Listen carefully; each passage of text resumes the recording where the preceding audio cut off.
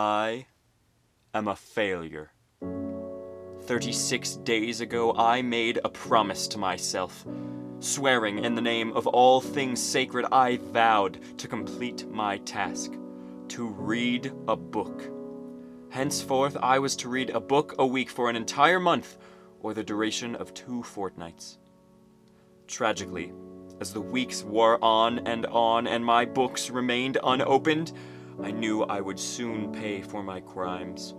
For there is no worse failure than the letting of oneself down, and the payment for sin is eternal suffering. Whoa, I am sorry about that, guys. I temporarily had dissociative identity disorder. But I'm back to normal now. I promise. That will never happen again. Nothing matters.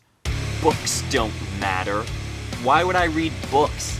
There's no point to learning anything when the entire premise of our society is based on meaningless government-fed capitalist propaganda. Okay, enough of that guy. Anyways, today I wanted to talk about the idea of failure and my thoughts on the concept after some recent experiences. For some background, I do these monthly habit challenges every month where I try to build a new habit within a 30-day period. I got this idea from Matt Diavella's channel, and I have a group chat with a couple friends doing the same thing. So far this year, I went a month without added sugars, I watched the sunset every day, some stuff like that. And last month's habit was to read more books. I had a minimum goal of reading 2 books within the month with a stretch goal of 1 a week. And looking back on that month, I didn't achieve either. That really bummed me out for a bit, and I started to get frustrated with myself. Why do you suck so much? I'd scream at myself in the mirror, meanwhile ignoring all my friends in the name of meaninglessness. Okay, I didn't really do that. I don't have split personalities, it's just a joke for the video, okay? Okay. But I did start to feel bummed on how little I actually accomplished. I had started that month feeling good.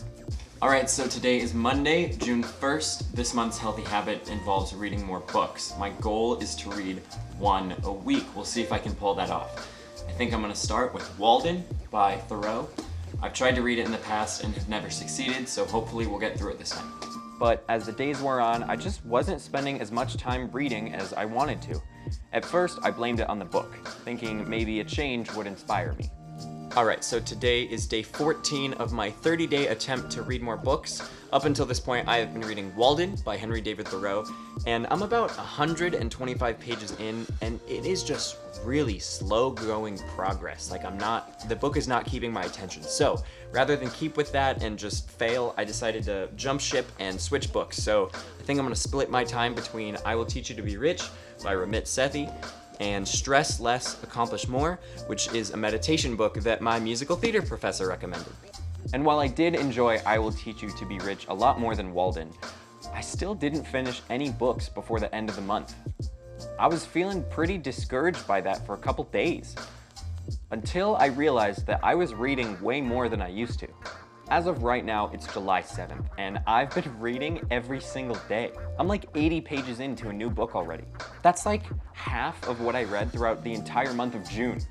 And so while I did feel pretty down about this reading thing and I wasn't gonna make a video about it, I decided there was something here to learn about failure. Merriam-Webster defines failure as the omission of occurrence or performance. Colloquially, we think of failure as the opposite of success, right? Well, I googled it, and the internet literally says so. Bruh. But you know what? The internet is stupid, so for a moment, let's pretend it and dictionaries don't exist. What if, instead of looking at failure as the opposite of success, we repurposed failure as a step in achieving success? Success is the chicken that cannot exist without the egg of failure. And yes, in this metaphor, I'm saying the egg came first. Deal with it. If failure is a necessary step on the way to success, it makes sense why a lot of people are never successful. Because yeah, failure is scary. We can talk about fear another day, but for right now, I want you to close your eyes and imagine you live in a world where failure is acceptable. The people around you forgive you for your mistakes. Now open your eyes and slap yourself in the face because you do live in that world. No one is as bothered by failure as you are. We don't talk down other people when they don't reach their goals for the month. We encourage them to keep trying after the month is over. So why don't we give ourselves the same respect?